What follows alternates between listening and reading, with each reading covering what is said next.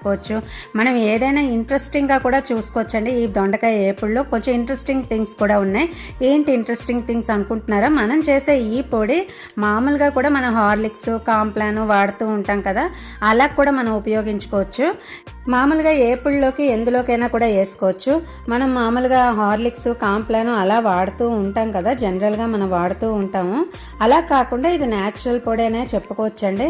మనం న్యాచురల్గా మనం ఎలా అయితే మనం పొడి అది వేసుకొని మనం పాలల్లో ఎలా మిక్స్ చేసుకుంటామో ఇది దానికి కూడా ఉపయోగపడుతుంది. మళ్ళీ మిగతా కర్రీస్ ఏమైనా వాడుకున్నా ఏ పొడులు చేసుకున్నా కూడా ఇది వేసుకోవచ్చు. ఇప్పుడు రైస్ అయితే 2 పెట్టేసుకుంటున్నానండి. ఇలా కుక్కర్లో సర్దేసుకుంటున్నాను.